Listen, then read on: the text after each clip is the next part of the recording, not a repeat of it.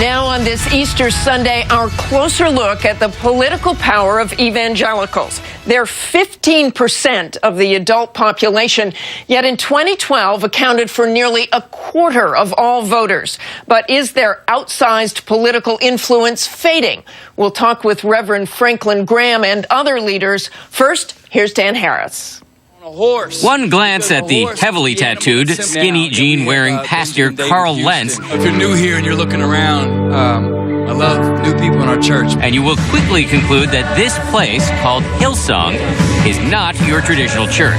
If you invite someone to church, they're not normally like, that sounds so fun. When you come to our church, sometimes people are shocked because it looks like people want to be there, which is like music to my ears because we do want to be there. Every Sunday in New York City, Lentz and his crew preach to 5,000 mostly young worshipers, including occasional celebrities like Justin Bieber.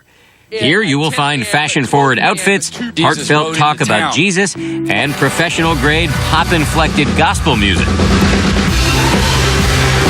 But one thing you won't hear, much talk of politically divisive issues such as gay marriage or abortion. You actually come out and state your positions on these matters? No, because, I can't say no unequivocally, but by and large, I don't believe my job as the pastor is to be the chief politician.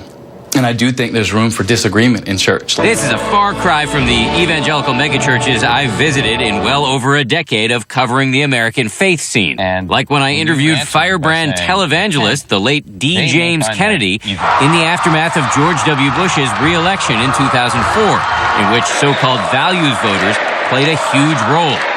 What would you say to people in those states who are really worried about the impact that Christian conservatives can have on our government? Repent. For decades, evangelicals proudly wore their politics on their sleeve, like Jerry Falwell or Pat Robertson, who even ran for president. But after 2 Democratic wins, some now suggest the power of social conservatives has faded. Have we seen a decline in the political potency of the religious right? There's still a powerful element in the party because they can still determine who wins the nomination.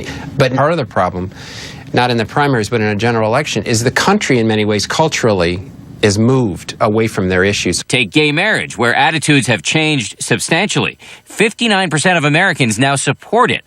And while 72% of evangelicals over 30 oppose gay marriage, among evangelicals under 30, that number drops to 49%. Jim Daly, leader of the powerful evangelical organization Focus on the Family, has taken note. You can have dialogue with people you disagree with. I'm doing that now behind the scenes, talking to people in the gay community.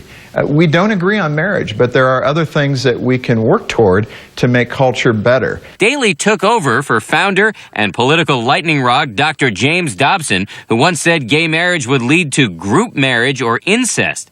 From Daly, a different tone. I can be kind to you and disagree with you.